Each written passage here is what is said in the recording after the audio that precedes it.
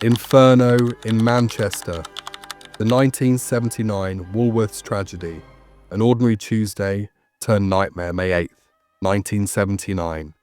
Manchester, the industrial heart of northern England. It was an ordinary, slightly overcast Tuesday. The city moved to its usual rhythm. Red double-decker buses rattled through the streets. Workers grabbed lunch in local pubs, and hundreds of people flocked to one of the era's most popular department stores, Woolworths, on the corner of Piccadilly and High Street. In those days, Woolworths wasn't just a shop. It was a symbol of British high street life, a place where you could buy everything from vinyl records and fashion to kitchenware and pick and mix sweets. The massive 6-story Victorian building, with its grand facade, seemed indestructible. During that lunch hour, about 500 people were inside. Mothers with children, pensioners, office workers. None of them suspected that within minutes, the building would transform into a deadly furnace. The spark. Smoke over Piccadilly. At approximately 1:25 p.m, a taxi driver passing through Piccadilly Plaza noticed something wrong. Thin wisps of greyish-blue smoke began curling from the second-floor windows of Woolworths. He immediately radioed his dispatcher. "I can see smoke over Woolworths. It looks like a serious fire." Inside the store, on the second floor, the furniture department, customers began to notice a pungent smell. It didn't smell like burning wood. It was a heavy, oily stench that caught in the throat instantly. The source was a corner of the showroom where stacks of new sofas and armchairs were stored. The fire alarm system was outdated. The fire spread in silence, hidden behind rows of furniture. When the first staff member spotted the flames, they were already licking the ceiling. Instead of immediately ordering an evacuation via the PA system, staff attempted to fight the fire themselves with extinguishers. It was the first and perhaps most fatal mistake of that day. The chemistry of death, the polyurethane trap. To understand why this fire became so lethal, we have to look inside the sofas of the 1970s. At that time, the furniture industry had shifted to using polyurethane foam, a cheap and comfortable filler. However, it had a terrifying flaw. When ignited, polyurethane foam releases more than just smoke.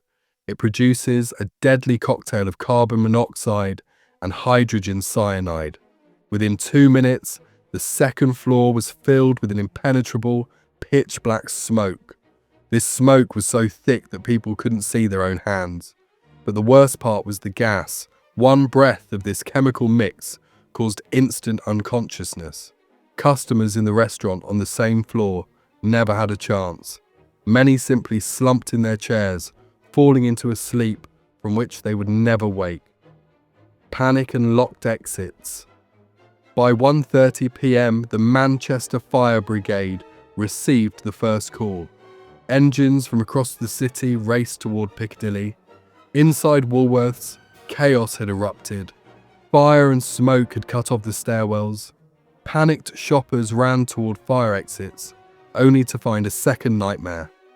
According to the store's security policy, at the time, many exit doors were locked with keys to prevent shoplifting. Customers struggled in the dark, pulling at handles that wouldn't budge. The upper floor windows were reinforced with heavy metal bars. The building that had been a welcoming department store for decades had become a fortified prison. Witnesses on the street watched in horror as faces pressed against the bars, desperate for a breath of fresh air. People screamed from behind the iron grates before disappearing into the black clouds of smoke. Heroism.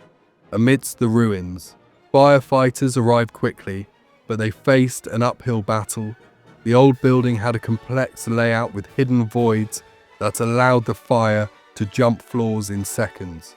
Huge glass display windows shattered from the heat, showering the pavement with shards. One of the most dramatic moments occurred on the 4th floor.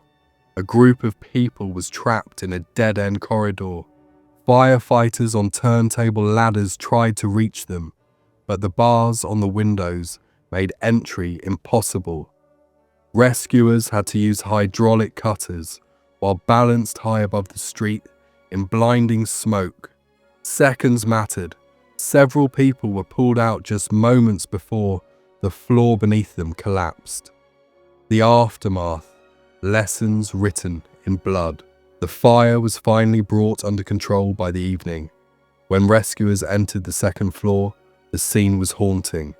In the restaurant area, victims were found sitting in natural positions. Death had come so swiftly from the toxic gas that many hadn't even had the time to stand up. The tragedy claimed 10 lives. Another 47 were hospitalized with severe injuries and smoke inhalation. Manchester was in shock.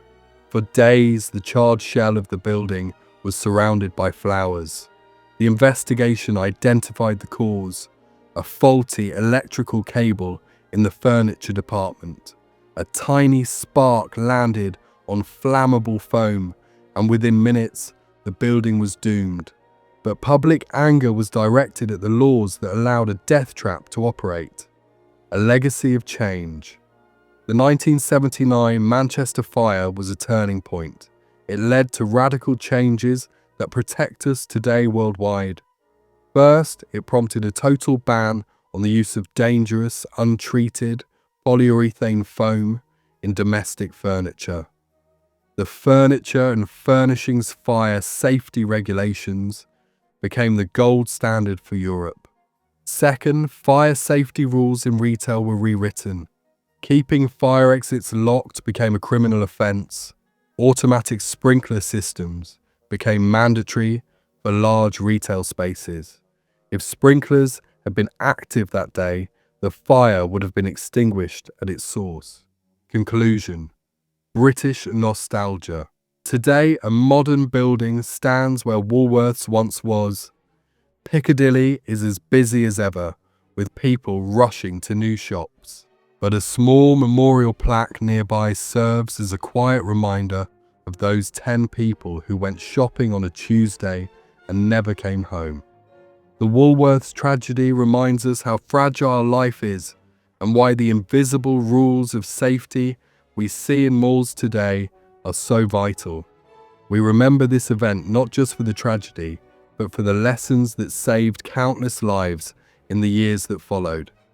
If you found this look into British history moving, please like this video and subscribe to the British Nostalgia channel. Here, we preserve the stories, the memories, and the lessons of our past. Thank you for watching, and stay safe.